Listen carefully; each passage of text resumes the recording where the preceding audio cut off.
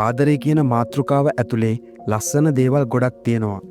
එකිනෙකාට වෙනස් වුණ හැඟීම්, දැනීම්, කුතුහලයන්, ආරක්ෂාව, රැකවරණය, ස්පර්ශවල රසය, ගැඹුරු රහස් බෙදා ගැනීම වගේ ගොඩක් දේවල් වලින් පිරෙලා තියෙන්නේ. හැබැයි හැම දෙයකම අනිත් පැත්තක් තියෙනවා වගේ ආදරය කියන ප්‍රබල මාතෘකාව යටතේත් සැඟවුණු අඳුරු පැතිකඩවල් තියෙනවා. ඒ වගේ එක අඳුරු පැතිකඩක් තමයි ටයිම් පාස් රිලේෂන්ෂිප් එකක් කියන්නේ. සරලවම කිව්වොත් එක් පාර්ශවයක් හෝ දෙපාර්ශවයම බැඳීමක්, එකිනෙකට කනෙක්ට් වීමක්, සම්බන්ධතාවයට වගකීමක් නැතුව తాවකාලිකව කාලය ගත කරන්න, පාළු මකා ගන්න, එහෙම නැත්නම් අහිමිවීමක දුක නැති කරගන්න తాවකාලිකව රීප්ලේස්මන්ට් එකක් විදියට පවත්වාගෙන යන සම්බන්ධයකට තමයි ටයිම් පාසින් රිලේෂන් එකක් කියලා කියන්නේ.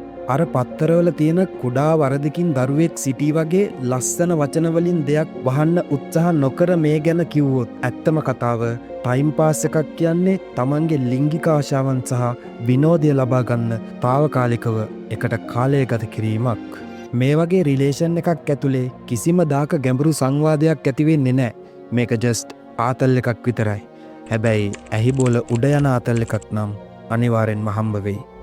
දෙන්නම කතා වෙලා මේක ටයිම් පාස් එකක් විතරයි කියලා දෙන්නම දැනගෙන තමන්ගේ ගරුත්වය රකින කෙනෙක් එක්ක කවුරු හරි කෙනෙක් මේ වගේ රිලේෂන් එකක් පවත්වාගෙන යනවා නම් ඒකේ කිසිම ප්‍රශ්නයක් නැහැ. මොකද මෙතන රැවටීමක්, වංචාවක් ඇත්තෙම නැහැ. මට තියෙන ප්‍රශ්නේ මොකද්ද දන්නවද? මට තියෙන ප්‍රශ්නේ එක්කෙනෙක් ටයිම් පාස් කරද්දී අනිත් කෙනා පණ ඇරලා ආදරය කරන එක. ටයිම් පාස් අයට කියන්නේ අනිත් කෙනා උඹට ආදරය කරද්දී උඹලන් උනේ ටයිම් පාස් කරගන්න නම් මචං උඹ දන්නේ නෑ අනිත් කෙනා හිතින් විඳවන හිත එක්ක ඔට්ටු වෙන විදිය. උඹට ඒ ගැන කිසිම දැනුම් තේරුමක් නෑ. කෙනෙක්ට ගිනි දීලා තමන්ගේ ආතල් එක ගන්න එක මට අනුව නම් එතිකල් නෑ මචං. අනික ඒකේ තියෙන්නේ කුණු රහක් මිසක් ආතල් එකක් නෙමෙයි. අම්මෙක්ගෙන් කිරි බීලා හැදුන එකෙක් නම් මේ වගේ අමනුස්ස වැඩක් කරන්න එපා කියලා මං වගෙන් ඉල්ලනවා. ටයිම් පාස් කරගන්න ආව මිනිස්සෙක්ට ඇත්තටම ආදරය කරන කෙනෙක්ට දැනෙන වේදනාව, කලකිරීම, කාලකන්ණි හැඟීම වචන කරන්න අමාරුයි. හැම වෙලාවෙම සම්බන්ධය ඇතුලේ ඔයාට හිස් බවක් දැනෙනවා. ඒ අය දන්නවද? ඔයාව නම්ම ගන්න ඕන හින්දා බොරුවට ආදරෙයි කියලා බොරු කෙයාරින් එකක් පෙන්නලා එයාලට අවශ්‍ය තෘප්තිය අරන් ඉවර වුණාට පස්සේ උන්ට ඔයාව හංවෙච්ච පාන් කඩයක් විතරයි.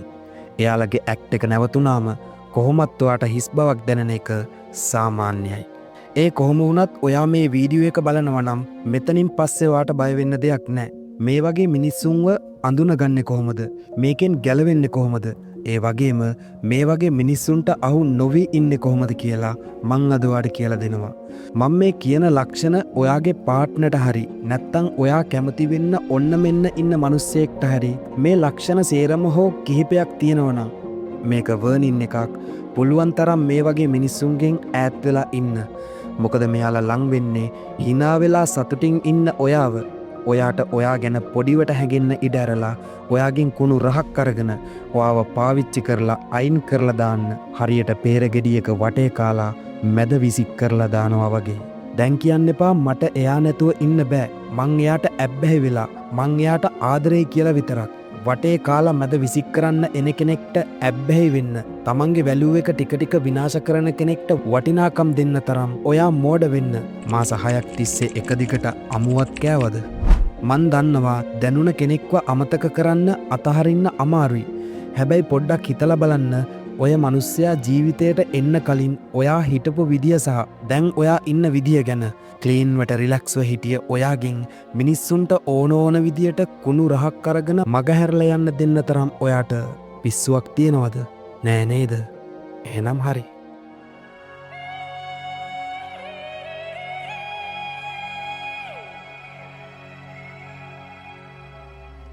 අනාගතය ගැන කතාවක් නෑ. සීරියස් ලව් එකක් ඇතුලේ අනිවාර්යෙන්ම අනාගතය ගැන කතා කිරීමක්, ප්ලෑන් කිරීමක් තියෙනවා. ආදරේ ඇත්තක් නම් දෙන්නගේ අනාගතේ ප්ලෑන් කරන එක ස්වභාවිකවම වෙන දෙයක්. කවදා හරි දවසක ඔයාට දැනලා තියෙනවද ඔයාගේ පාර්ට්නර් ෆියුචර් ප්ලෑන් ගැන කතා කරද්දී ඒවා මගහරින ගතියක්, ඒ දේවල් කතා කරන්න වැඩිය කැමති නෑ වගේ ගතියක්. එහෙම නැත්තම් එයා ඔයාට ඔයාගේ අනාගතයේ දේවල් ගැන කියන්නේ නැත්තම් හැමදාම කතා කරන්නේ කෑවද බිව්වද අද මොකද කරේ වගේ වර්තමානයේ. එහෙම නැත්නම් අද දවසේ තියෙන පොඩි පොඩි දේවල් ගැන විතරක් නම් අන්න එතන පොඩි අවුලක් තියෙනවා. මොකද අනාගතය ගැන කිසිම කතාවක් නෑ කියන්නේ. දෙන්න එකතු වෙලා කරන්න ඕන වැඩ ගැන කතාවක් නෑ කියන්නේ. අනාගතය ගැන ඔයා බලාපොරොත්තු වෙන දේවල් එකක් ගැනවත් එයාගෙන් අහන්න ලැබිලා නෑ කියන්නේ. ගොඩක් දුරට ඔහු ටයිම් පාස් කෙනෙක් වෙන්න ඉඩ තියෙනවා. මේක බලන ඔයාව නිකන් වටේ යවන්න ඕනේ නෑනේ. ටයිම් පාස් මිනිස්සු ඔයාගෙන් බලාපොරොත්තු වෙන්නේ සීමිත දේවල් ටිකක්. වැඩියෙන්ම බලාපොරොත්තු වෙන්නේ එහෙම නැත්තම් ඔයාව තියාගෙන ඉන්න කාරණාව 6. ඒක තමයි බහුතරයක්ට වැඩියෙන්ම අවශ්‍ය වෙන්නේ. අය ඔයාව ඕන වෙනවා ඔවුන් ප්‍රිය කරන කවුරු හරි නැති වෙලාවට ඔවුන්ගේ පාළු මකා ගන්න සහ ඔවුන්ව රිදවපු කෙනෙක්ව අමතක කරගන්න හරි ලොකු දුකක් අමතක කරගන්න හරි ඔවුන් ඔයාව පාවිච්චි කරනවා. ඉතින් කෙනෙක් ඔයාව ළඟ තියාගන්න ඕන හින්දා ඔයාව රවට්ට ගන්න බොරුවට ආදරේ වගේ රඟපාලා අපි ඉස්සරහට මෙහෙම කරමු අරම කරමු වගේ දේවල් කියන්න පුළුවන්. හැබැයි එහෙම කිව්වත් එයාලගේ හැසිරීමෙන් ඔයාට දැනෙනවා ඒ කියපු දේවල් වචන විතරයි වගේම එකට කාලය ගත කරත් අමුතු හිස් බවක්. මොකද කිසිම මිනිහෙකුට බෑ පැය 24ක තාත්වික රංගනයක් කරගෙන යන්න. ඒක අනිවාර්යෙන්ම ඔයාට දැනෙන්න පටන් ගන්නවා. ඔයාට ඒ වගේ දෙයක් දැනුනොත් දාගන්න ඔළුවට මේක ටයිම් පාස් කරන්න එන මිනිස්සුන්ගේ ලක්ෂණයක්. බැඳීමක් නොමැත. මේ වගේ මිනිස්සුන්ට බෑ සම්බන්ධයක් ඇතුලේ බැඳීමක් තියෙනවා කියලා පෙන්වන්න. ඇයි දන්නවද? මොකද ඒක පෙන්වන්න පුළුවන් දෙයක් නෙවෙයි. ඒක ස්වභාවිකවම දැනෙන්න ඕන දෙයක්. දවසකින් දෙකකින් බැඳීමක් හැදින්නේ නැහැ. ඒක දවසින් දවස ටිකෙන් ටික දැනෙන, ටිකෙන් ටික ශක්තිමත් වෙන දෙයක්. දවසින් දවස එයා ඔයාට ලං වෙනවා වගේ දැනුණද? සංවාද ගැඹුරු වෙනවා වගේ දැනුණද? ඔයා වෙනුවෙන් දේවල් ඇක්සෙප්ට් කරනවා වගේ දැනුණද? ඒක එහෙම නෙවෙයි නම් බ්‍රදර්. මෙතන පොඩි අවුලක් තියෙනවා. හොඳට බලන්න බැඳීමක් නැති හරි ඔයා එක්ක ගැඹුරු බැඳීමක් හදාගන්න අවශ්‍ය නැති මිනිස්සු ඔයා ගැන එයාගේ යාළුවන්ට කියන්නේ නැහැ. ඔයාට එයාලව අඳුන්වලා දෙන්නෙත් නැහැ. ඔයාව ගෙදර අයට අඳුන්වලා දෙන්න කිසිම උවමනාවක් නැහැ වගේම අඩුම එහෙම දෙයක් ගැන කියලාවත් නැත්තම් මං කිව්වේ ගෙදර අයට කොහොම හරි ඔයාව අඳුන්වලා දෙන්න try කරනවා වගේ දෙයක්වත් අඟවලා නැත්තම් මේකත් ටයිම් පාස් මිනිස්සුන්ගේ ලක්ෂණයක්. ඔවුන් ඔයාට ඇත්තටම ආදරය කරනවා නම් යාළුවන්ට ඔයා ගැන කියන එක ආඩම්බරයක් වෙන්න ඕන. ඔවුන් එහෙම ඔයා ගැන කියන්නේ නැත්තම් මේක කවුරුත් දැනගන්න ඕනේ නෑ වගේ දේවල් කියනවා නම් ඇත්තටම එයාලට තියෙන්නේ ඔයාව GF විදියට හෝ BF විදියට අඳුන්වලා දෙන්න තියෙන මදිකමක්. ඔයා తాවකාලික ඇබයක් විතරයි කියන එක ඔවුන්ගේ හිතේ තියෙන දෙයක්. ඉතින් ඇයි ඔයා අනුන්ගේ හිල් වහගන්න පාවිච්චි වෙන తాවකාලික ඇබයක් වෙන්නේ? එහෙම වෙන්න අවශ්‍ය නැහැ. මේ වගේ මිනිස්සුන්ගෙන් ෂණික ගැලවිලා යන්න. මිනිස්සුන්ව හීල් කරන්න ඔයා ලෙඩ වෙලා හරියන්නේ නැහැ සිස්ටර්. මුලින්ම ඔයා හීල් වෙලා ඉන්න. මොකද මේක යථාර්ථය මිසක් වරදින්න අමුතුවෙන් එන්න පුළුවන් ගේම් එකක් නෙවෙයි. ඔබේ හැඟීම් ගැන වගකීමක් නොමැත. ටයිම් පාස් කරන්න ලං වෙන මිනිස්සුන්ට ඔයාගේ ගැඹුරු හැඟීම් තේරුම් ගන්න හැකියාවක් නැහැ. මොකද ඒක තේරුම් ගන්න ආදරය, අභ්‍යන්තර සමීපවීම සහ කුතුහලය කියන දේවල් තියෙන්න ඕන. මේ දේවල් නැතුව ඔයාගේ ගැඹුරු හැඟීම් තියා සාමාන්‍ය හැසිරීමක්වත් තේරුම් ගන්න බෑ වගේම ඒ දේවල් තේරුම් ගන්න ඔවුන්ට කිසිම උවමනාවක් එන්නෙත් නැහැ. මොකද ඔවුන් ඔයා දිහා බලන කෝණය පාළුවට ලං කරගන්න හුරතල් සතෙක් විතරයි. ඔයාට එයාලව අවශ්‍ය කරන වෙලාවේ ඔවුන් ඔබව මගහරිනවා. කාර්ය බහුලයි කියලා පෙන්නනවා. අඩුම මගේ මොනවද වෙන්න ඕන කියනක අහන්නවත් ඔවුන් ඔයා ගැන තැකීමක් කරන්නේ නැහැ.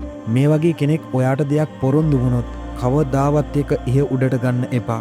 මොකද ඒක ඔයාට පොරොන්දුවක් වුණාට එයාට නිකන් වචන ටිකක් විතරයි. මේ මිනිස්සු පොරොන්දු කඩනවා. හදිස්සියෙම අතුරුදහන් වෙනවා. ඔවුන්ට පාළුවක් සාංකාවක් දැනුනම ආයෙ මතුවෙනවා. ඉතින් මේ වගේ දෙයකට ඔයා මූණ දෙනවා නම් ඔයා තේරුම් ගන්න ඕන මේ මිනිස්සයා කරන්නේ මාව යූස් කරන එක.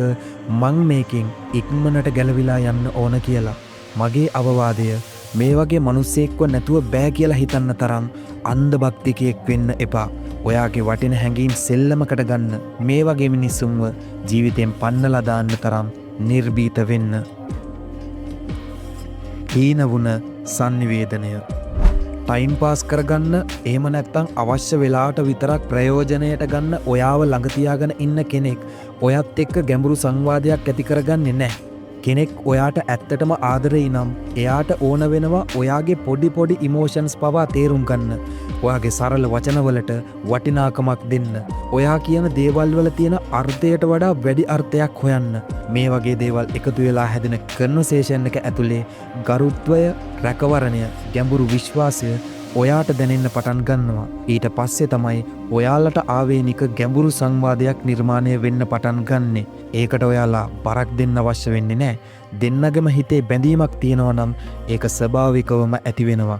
දුරස්ථභාවයක් නැති සමීප හැඟීමක් එයා ගැන ඔයාට නිකන්ම දැනෙන්න ගන්නවා.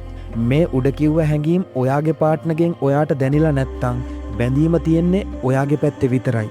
එහා පැත්තේ තියෙන්නේ ඇඳුනුම්කමක්, සමහර විට සුහදකමක් විතරක් වෙන්න පුළුවන්. my dear brother, තනි අතකින් කවදාවත් අත්පුඩි ගහන්න බෑ. ඔයාගේ පෞද්ගලික ජීවිතේට මේ වගේ මිනිස්සුන්ගෙන් කිසිම වටිනාකමක් හම්බ වෙන්නේ නැහැ. එයාලා ඒ ගැන උනන්දුවක් දක්වන්නෙත් නැහැ. ඉතින් තනි අතකින් අත්පුඩි ගහන්න උත්සාහ කර හිටියොත් ඔයාට හම්බ වෙන්න තියෙන වටිනාකමෙන් වැඩි අතක් මගහැරෙන්න පුළුවන්. ඉතින් වටින දේවල් මගහැරෙනකන් ඇස් පියාගෙන ඉන්න තරම් දුර්වල වෙන්න එපා. ප්‍රමුඛත්වය ඔයා නෙවෙයි. මේ ටයිම් පාස් මිනිස්සු එයාලගේ ජීවිතයේ ප්‍රමුඛත්වය ඔයාට දෙන්නේ නැහැ.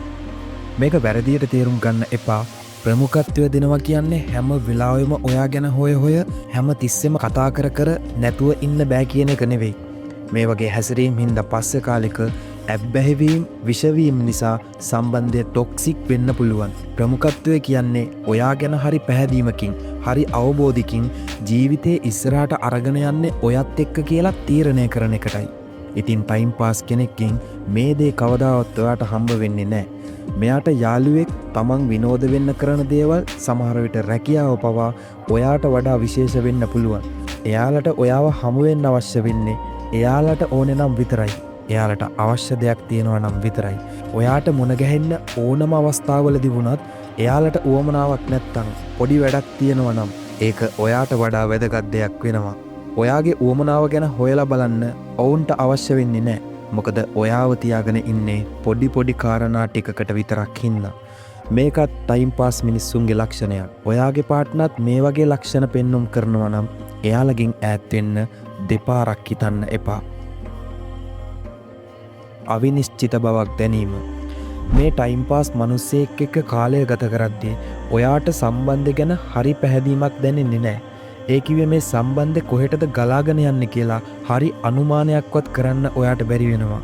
මේ මිනිස්සු වෙලාවකට හොඳයි, වෙලාවකට නරකයි, වෙලාවකට මග අරිනවා, වෙලාවකට අතුරුදහන් වෙනවා. ඔවුන්ට ඔබෙන් මොනවා හරි ඕන වුණාම ආපහු එන ආදරෙන් කතා කරනවා. ඔයාට නිතරම අනාරක්ෂිත බවක් දැනෙනවා. මොකද ඔවුන්ගින් ඔබට රැකවරණයක් හම්බ වෙන්නේ නැති හින්දා. ඔවුන්ට ඔබෙන් මොනවා හරි අවශ්‍ය වෙලාවක ඔබට ඒ වෙලාවේ එයා වෙනුවෙන් ඉන්න බැරි අවස්ථාවක වුණත් ඔවුන්ට අවශ්‍ය දේ ඔයාගෙන් ලැබෙනකන් ඔවුන් පෙරත්ත කරනවා. ඔයාගේ පැත්තෙන් ඔයා ඉන්න සිටුවේෂන් එක තේරුම් ගන්න ඔවුන්ට කිසිම උවමනාවක් නැහැ. අවශ්‍ය වෙන්නේ ඔවුන්ගේ වැඩේ කරගන්න පමණයි. ඔයාට අනුව මේක භයානක තත්ත්වයක්. මොකද මේ වගේ අවස්ථාවල උඹ එයාට ආදරෙයි නම් ඔයා ලෙල්ලටම යූස් වෙනවා. මේ අහපන් කෙල්ලේ, මිනිස්සුන්ට හිතුණු වෙලාවට වඩා ගන්න ඔයා කඩෙන් සල්ලි දීලා ගත්ත බෝනික්ෙක් නෙවෙයි. ඔයාට වටිනාකමක් තියෙනවා. ඔයාට ගරුත්වයක් තියෙනවා. ඔයාට ජීවිතයක් තියෙනවා. ඉතින් මං අහන්නේ මේ දේවල් දැනදනත් මේ වගේ මිනිස්සුන්ව ඔයාගේ ජීවිතේ තියාගෙන ඉන්න තවමත් ඔයාට උවමනයිද?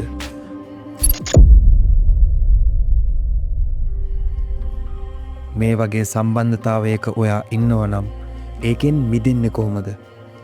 මේ වගේ සම්බන්ධතාවයකින් මිදෙන එක ලේසි දෙයක් නෙවෙයි. මොකද ප්‍රතික්ෂේප වීමක ස්වභාවය මේකයි. එහෙමයි කියලා මේක නොකර ඉඳලා හරියනවද? නෑ. ඔයාගේ වටිනාකම වෙනුවෙන්, ඔයාගේ මානසික සෞඛ්‍ය වෙනුවෙන්, ඔයාගේ අනාගතය වෙනුවෙන් ඔයා මේ දේ කළ යුතුමයි. යථාර්ථය තේරුම් ගන්න. මුලින්ම ඔයා පිළිගන්න ඕන මේ මිනිස්සයා මට ලං වෙලා ඉන්නේ ටයිම් පාස් කරගන්න විතරයි කියලා. ඒ කියන්නේ මේක ටයිම් පාස් සම්බන්ධතාවයක්. ඒක එහෙමයි කියලා විතරක් තේරුම් අරන් ඉන්න එකෙන් වැඩක් වෙන්නේ නැහැ. ඊටකොට ඔයාට ඕන වෙන්නේ මේ දේවල් අතහැරලා දාන්න නෙවෙයි, ඒකත් එක්ක සටන් කරන්න.